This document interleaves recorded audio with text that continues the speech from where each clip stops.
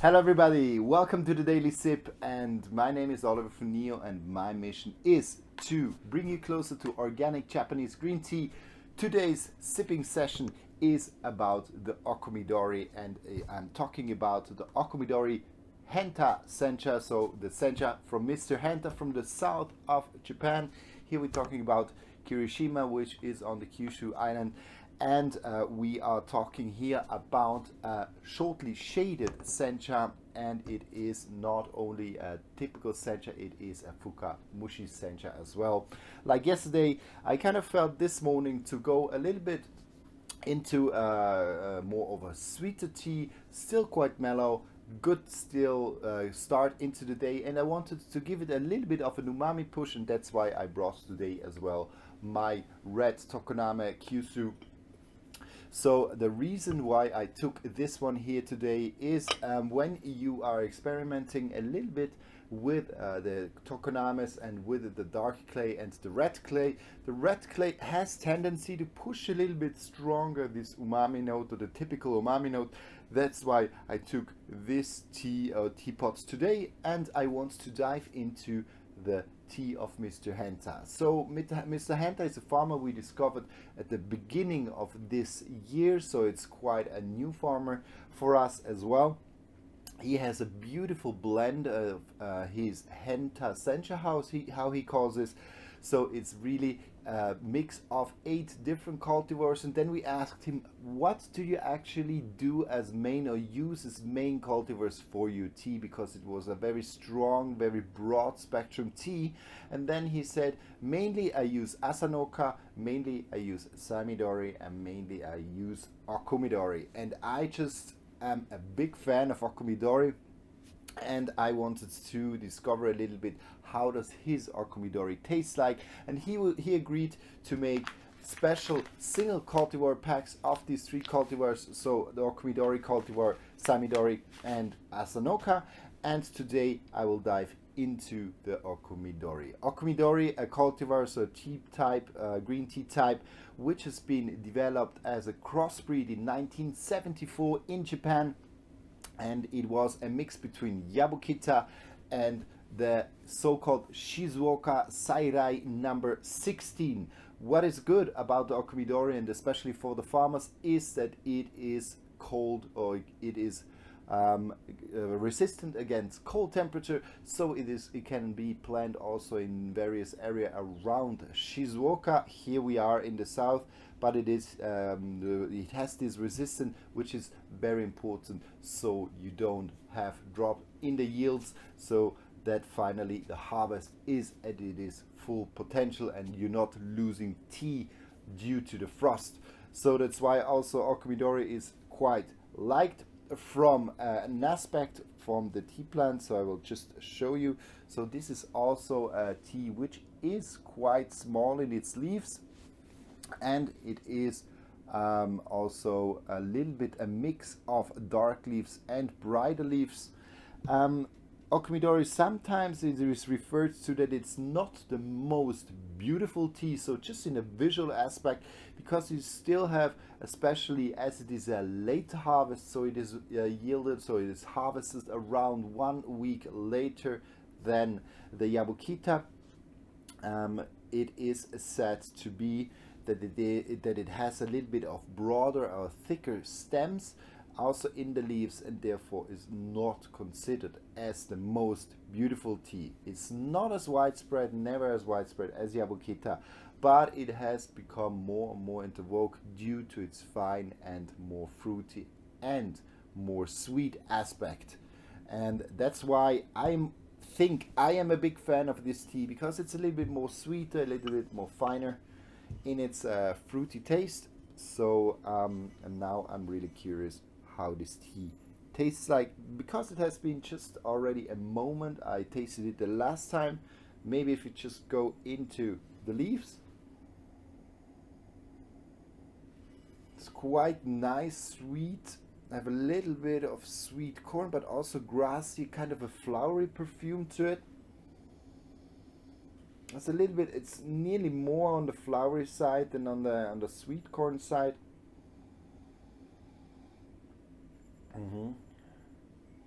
And I have some of a vegetal taste, a little bit of kind of fresh spinachy taste.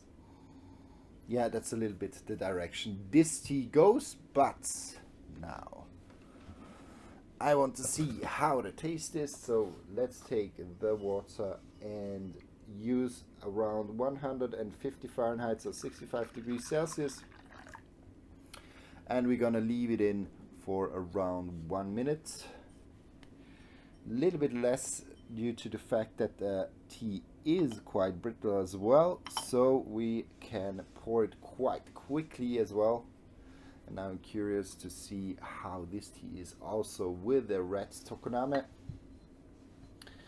Good, so Okumidori, let's see how this tea tastes like. So Mr. Henta, so this is, as you might see on the package, this is not fully claimed organic tea. There's no jazz sign on the package.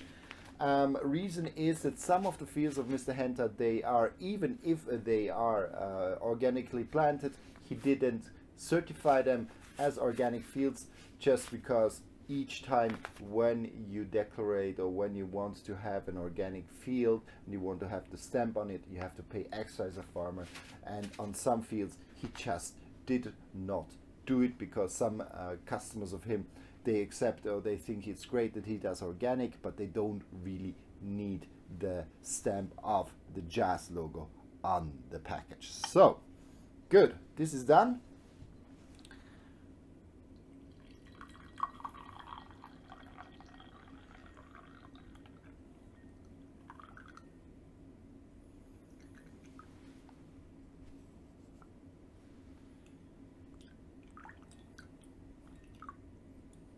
Good. So we can see already in terms of color, it's not as intense than, for example, Fukamushi, not as green, but still quite good in terms of intensity of color. Okay, I got a little bit of a toasted flavor. This is pretty interesting. But I definitely have the sweet cornice coming out.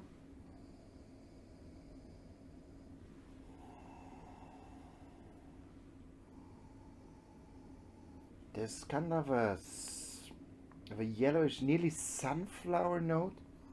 Yeah, it's a little bit sunflower seeds I smell. So it's a mix of sunflower seeds, a little bit of kind of this creamy, kind of essential oily taste mixed with sunflower seeds. So now let's have taste of the tea.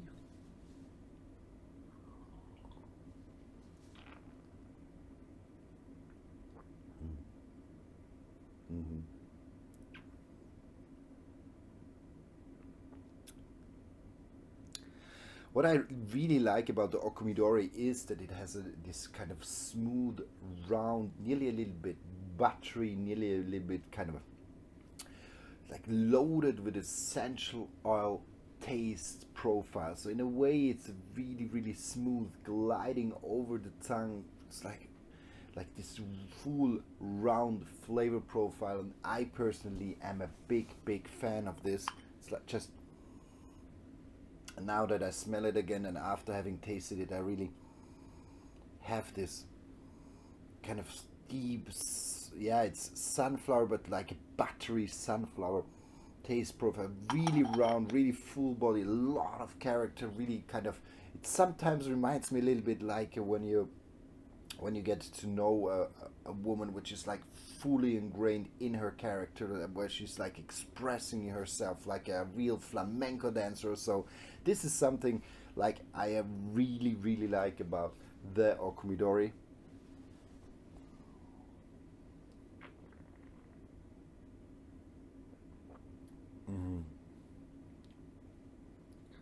Yeah, that's really what sticks out with this tea in comparison, for example, to the one I had yesterday.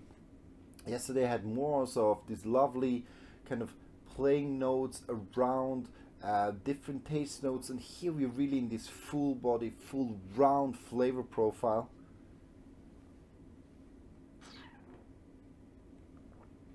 and kind of dense water texture, kind of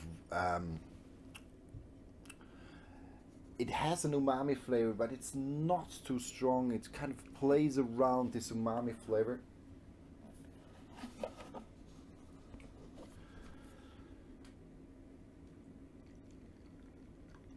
Good. Let's go to number 2. So just leave it in 10-15 seconds, not more, and then we can already take it. And I assume that the second one will be stronger. Second brewing definitely stronger. So we're going a little bit in the Fukamushi section.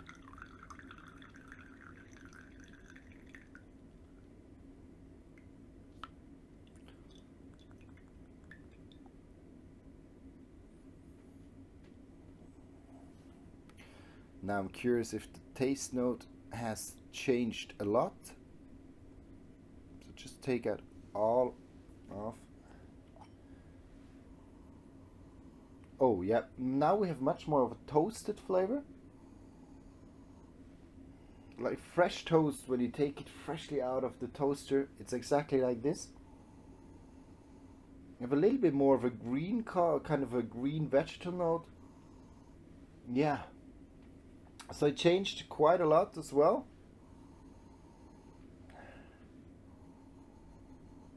So it moved away from a little bit this creamy sunflower note. So it's really something I realized more and more, that with the first brewing you often get a little bit this buttery sunflower note, maybe a cashew note, kind of a creamy note with it. It often disappears and really leaves space for a little bit more of a greener note and a little bit of this toasted note or fresh toast note. So now I'm curious how the taste of the tea is with the second brewing.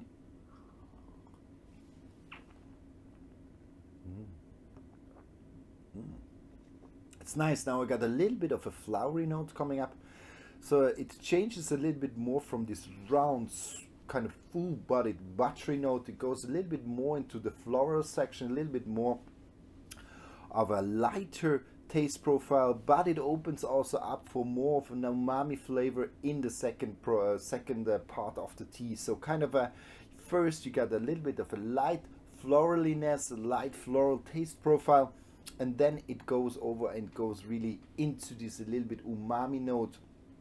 Certainly also triggered by the red tokoname. If you want to keep it a little bit smoother and you don't like too much kind of this savory taste profile, then try to go a little bit with in the direction of a blacker, or if you have a glazed one, it's also very well. This is an unglazed red tokoname, a little bit pushing on the umami note. And here we definitely go more into the umami section, so more into the savory taste profile of the tea.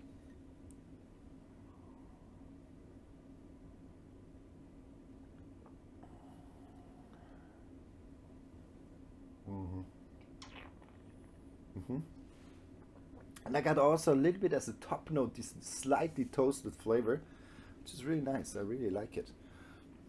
New discovery on the Okumidori, a little bit on the toasty side. I have a slight note, but it's not too strong noted. It's kind of taking over the whole tea, but it's just in the background, lingering a little bit. Very, very nice. And now let's go to tasting number 3.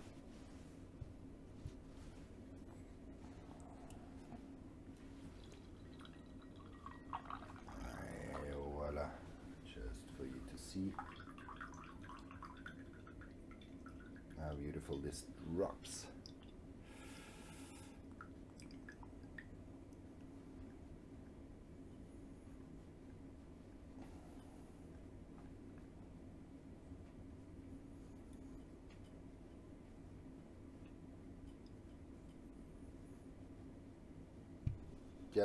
The other day I saw a guy, he was like playing around and turning the Kyushu very, very nice and smooth in his hand.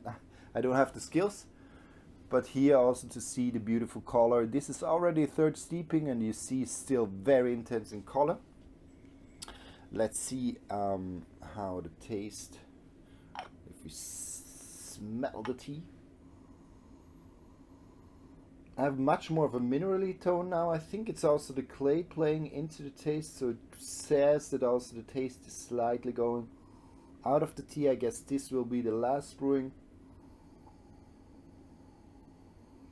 And you have much more of the vegetable. So I have much more the vegetable presence of the tea. Let's see, tasting wise.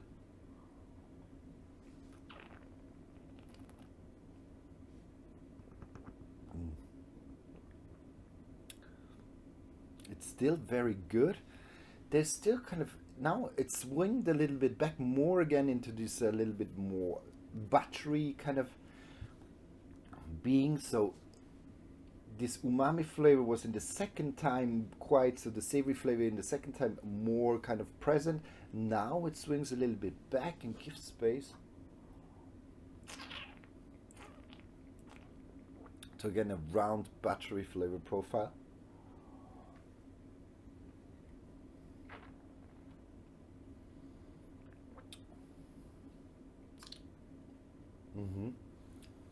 There's a very small freshness to it. In the kind of, now it starts to go into more of a fresher taste profile, which is really, really nice. It's like rounding up the tea. I guess this was really the last one, but let's see if there's a fourth one we can take out of this one here.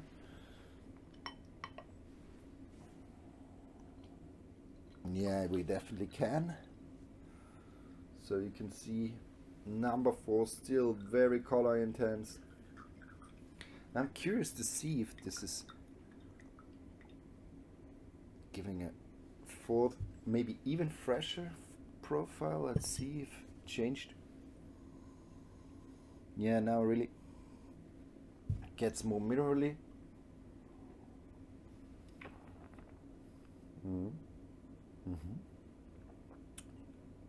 Yeah, it loses its flavor. Yeah, but really now I have much more of a fresher taste profile. So it gets a little bit of lemony, zesty, a little bit kind of a fresher taste profile. So quite interesting. Now that the flavors are going down, it leaves a little bit more space for the catechins, for a little bit more the astringent side of the tea. Quite interesting. But all in all, the tea stays through the whole 3 steepings, very sweet, round, in this middle a little bit more of a push on the umami side, but very round, characteristic, full-bodied, full character, kind of a denser, kind of a really settled, really strong, kind of a how you can say that, like of a full round taste experience. And this is what I personally like a lot about the Okumidori. It's kind of this, it makes me a little bit really think about this, like this the expression of a Spanish flamenco dancer when she's like moving and doing these movements, and then you kind of have this fully anchored personality. And this is what I personally think when I drink Okumidori. Might sound weird, but this is what I think, and I really am a fan of the tea Okumidori in general. Never mind if it is in Gyokuro, or if it is Sencha, or even if it's in a Matcha. I personally am a big fan and a big advertiser of Okumidori. So if you have never tried it, you should definitely try out once an Okumidori cultivar and see for yourself if this is a taste you like. So this was Daily Sip number 2. Thank you very much for having me. Thank you very much for being here and taking the time to watching the video. And if you ever have any questions, please don't hesitate. I'm more than happy to answer them. And maybe see you tomorrow, and bye bye.